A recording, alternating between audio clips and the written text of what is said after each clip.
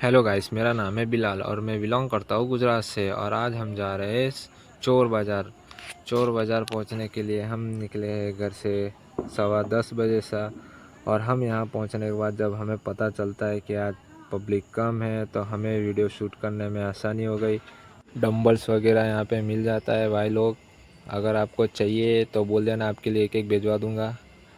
और यहाँ पे टेबल वगैरह भी मिल सकता है। जैसा हमने सोचा था वैसा यहाँ पे है नहीं, क्योंकि हमें जो चाहिए वो यहाँ पे मिल नहीं रहा था।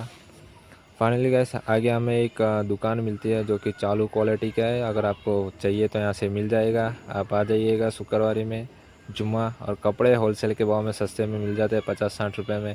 मुजड़ी भी मिल जाएगी भाई लोग, आप लोग आ जाओ इधर पे, सब जैसा कि आप लोग ने वीडियो में देखा। फाइनली गैस हम लोग वहाँ से निकल जाते हैं, क्योंकि जो चीज़ हमें चाहिए थी वो वहाँ पे मिल नहीं रही थी। तो मिलते हैं आपको नेक्स्ट वीडियो में न्यू टॉपिक के साथ। लाइक सब्सक्राइब शेयर ज़रूर कर देना भाई लोग, सपोर्ट करो।